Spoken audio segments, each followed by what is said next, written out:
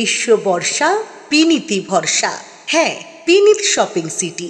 নমস্কার, আপনারা দেখছেন হুগলি আপডেট। আপনাদের সঙ্গে আমি উষা।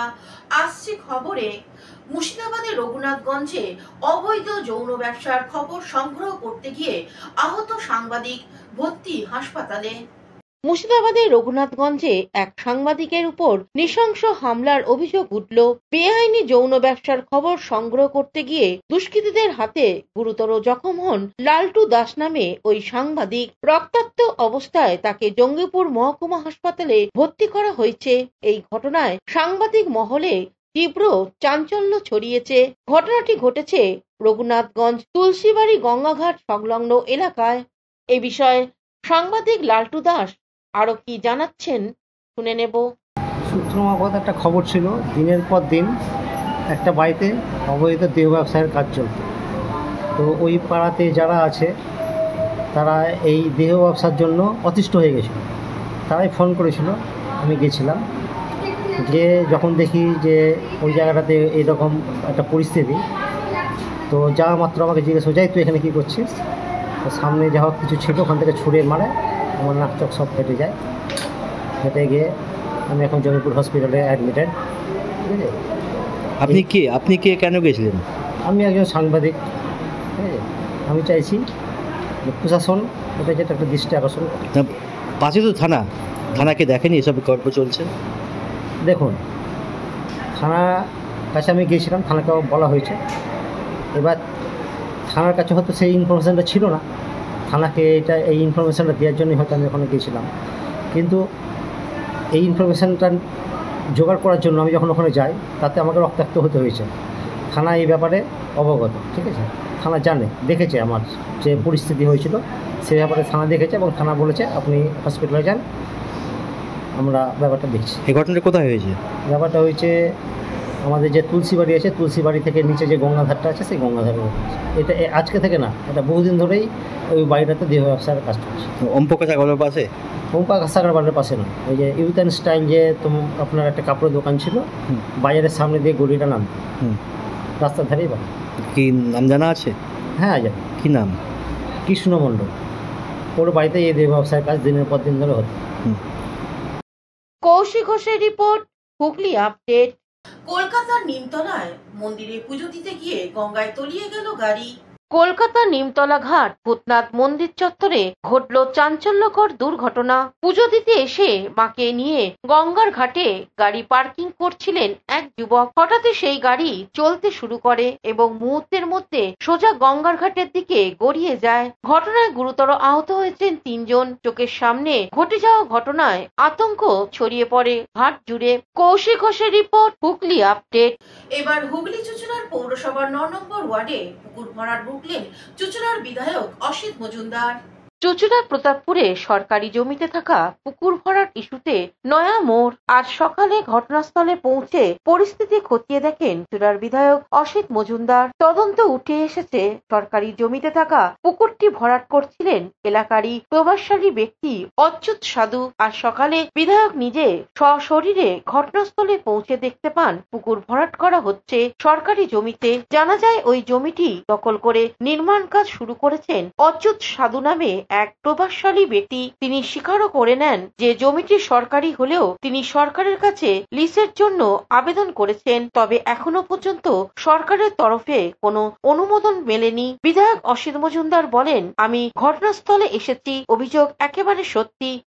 এ একটা চিঠি করেছে, একদম দেখুন 13 জায়গা, তার মধ্যে চিফ মিনিস্টার আছে, honourable chief minister, government of West Bengal. হ্যাঁ, আমি আছি, এমপি আছে, ডিএম আছে, সিপি আছে, কেউ বাদ নেই।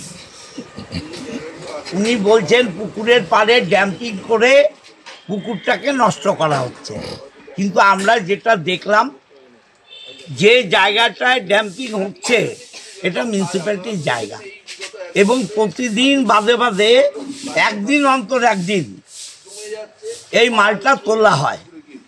হ্যাঁ, ওদের ব্যক্তিগত পুকুর, 2টো ড্রেন আছে, বলছে 100 বছরের ড্রেন। আমার পক্ষে এক্ষুনি ওর মুখ ঘোরানো তো সম্ভব না। আমি বললাম আপনারা আমাকে সাজেশন দিন আমি দেখব। হুগলি থেকে চন্দনা দত্তের report, Hooghly update.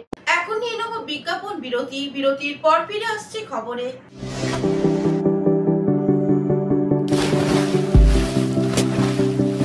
Fasten your seatbelts as you take a tour around your marine wonderland.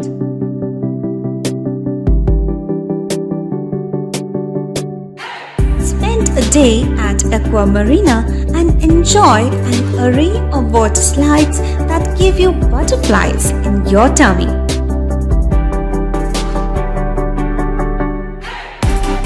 Aqua Marina is a holistic weekend destination for friends, family, and couples and offers magic to soothe your body, mind, and soul.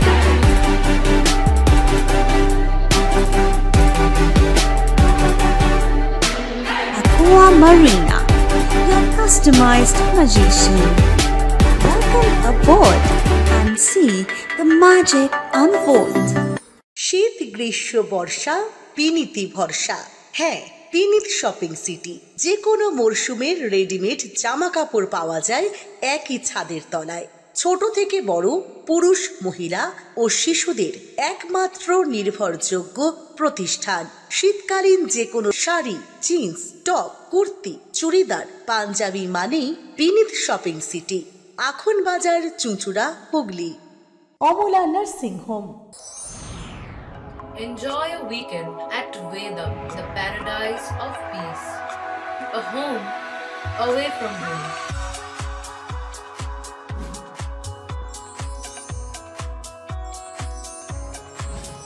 See yourself resonating with the nature. Vedam welcomes you to create your best memories. বিরতির পর ফিরে এলাম খবরে। সপ্তগ্রাম বিধানসভার এলাকায় বিধায়ক তপন দাশগুপ্তর উদ্যোগে অনুষ্ঠিত হলো বিজয় সম্মেলনী। হুগলি সপ্তগ্রাম বিধানসভার অন্তর্গত বাঁশবেড়িয়া শহর তৃণমূল কংগ্রেস ও সকল শাখা সংগঠনের উদ্যোগে বিজয়া সম্মেলন অনুষ্ঠিত হয়ে গেল। উপস্থিত ছিলেন বিধায়ক তপন দাশগুপ্ত, টাউন সভাপতি রঞ্জিত সরকার, যুব সভাপতি বিদ্যুৎ সরকার সহ সকল কাউন্সিলররা। বক্তব্য রাখতে গিয়ে বিধায়ক তপন দাশগুপ্ত জানান, রঞ্জিতের ওপর অভিমান থাকতে পারে, আইনজীবী সভাপতির প্রতি অভিমান থাকতে পারে, আক্তারের প্রতি থাকতে পারে। সে অভিমানটাকে ঘুচিয়ে দিয়ে যারা দুর্দিন থেকে তৃণমূল কংগ্রেসটার জন্ম দিয়েছিল তাদের ঘর থেকে ডেকে এনে দলে তাদের কাজ করা, তাতে আমার মনে হয় এটা খুব ভালো কাজ হবে। আর আজকে এখানে রঞ্জিত ঠিক করেছে যে পুরনো কর্মীদের এখানে সম্মান দিয়ে সম্বর্ধনা জানানো হবে। আমি রঞ্জিত সহ নেতৃত্বকে সাধুবাদ জানাই, এটা অনেক আগে করা উচিত ছিল। হুগলি থেকে চন্দনা দত্তের report, Hooghly update. Surangan academy of মিউজিকের 10ম বার্ষিক অনুষ্ঠান অনুষ্ঠিত হলো চুঁচুড়া রবীন্দ্র ভবনে। সুরাঙ্গন একাডেমি অফ মিউজিক তাদের 10ম বর্ষপূর্তি উপলক্ষে চুঁচুড়া রবীন্দ্র ভবনে এক মনোজ্ঞ সাংস্কৃতিক অনুষ্ঠানের আয়োজন করে। এদিনে বিকেলে শুরু হওয়া এই অনুষ্ঠানে একাডেমির ছাত্রছাত্রীরা পরিবেশন করেন রবীন্দ্রসঙ্গীত, নজরুল গীতি ও বাংলা আধুনিক গান। অনুষ্ঠানের মূল উদ্দেশ্য ছিল ছাত্রছাত্রীদের মঞ্চে পারফর্ম করার সুযোগ করে দেয়া এবং তাদের সঙ্গীতের প্রতি ভালোবাসা ও নিষ্ঠাকে সম্মান জানানো। গানের প্রতিটি পরিবেশনের প্রকাশ পায় তাদের দীর্ঘ অনুশীলনের ছাপ। অনুষ্ঠানের প্রধান অতিথি হিসেবে উপস্থিত ছিলেন বিশিষ্ট সঙ্গীত শিল্পী ও চিকিৎসক ডক্টর রাতুল ব্যানার্জি। তিনি বলেন, এই ধরনের অনুষ্ঠান নতুন প্রজন্মকে সাংস্কৃতিক জগতে অনুপ্রাণিত করে। পুরো অনুষ্ঠানটি সুচারুভাবে পরিচালনা করেন সকলের প্রিয় অমিতাভ নাথ। বিশিষ্ট সঙ্গীত শিল্পী সায়ন পাল, তার তত্ত্বাবধানে এই মনোজ্ঞ সঙ্গীতানুষ্ঠান আজ চুঁচুড়া রবীন্দ্র ভবনে সুরাঙ্গন একাডেমি অফ মিউজিকের প্রথম বার্ষিক সঙ্গীতানুষ্ঠান চলছে, যার কর্ণধার বিশিষ্ট সঙ্গীত শিল্পী সায়ন পাল। তারই সামগ্রিক ভাবনায় পরিচালনায় এই অনুষ্ঠান চলছে। তার সুরাঙ্গনের ছাত্রছাত্রীদের নিয়ে একদম জুনিয়র, ইন্টারমিডিয়েট, তারপরে সিনিয়র, তাদের রয়েছে সরগম ফিচার, রয়েছে classical, semi classical, Rabindrasangeet, Nazrul গীতি, বিভিন্ন স্বাদের, বিভিন্ন ফ্লেভারের আধুনিক গান চলছে। আর দর্শক পরিপূর্ণ এই মুহূর্তে এখনও সেই 3:55 অনুষ্ঠান শুরু হয়েছে। এই রবীন্দ্রভবন প্রেক্ষাগৃহ পুরো ভরপুর, একটির পর একটি অসাধারণ সঙ্গীত আমরা শুনছি। এই মুহূর্তে সায়ন গত 10 বছর যাবৎ আচার্য জয়ন্ত বোসের তত্ত্বাবধানে রয়েছেন, তার কাছে সঙ্গীত চর্চা করছেন। তার যে সকল সূক্ষ্ম শেখানো জিনিস তার কাছ থেকে যেটুকুনি সায়ন পেয়েছে তার ছাত্রছাত্রীদের ঢেলে দেওয়ার চেষ্টা করছে। সায়নের যে সকল গুরু ভাই বোনেরা রয়েছেন তারাও কয়েকজন সেই কলকাতা থেকে এসেছেন আজকের এই অনুষ্ঠানে। আমরা সকলে মিলে উপভোগ করছি আজকের এই মনোজ্ঞ সঙ্গীতের অনুষ্ঠান। হুগলি থেকে আশিস কুমার ঘোষের রিপোর্ট, হুগলি আপডেট। এখনকার মতন খবর এই পর্যন্তই। প্রতিদিন দেখুন হুগলি আপডেট। নমস্কার।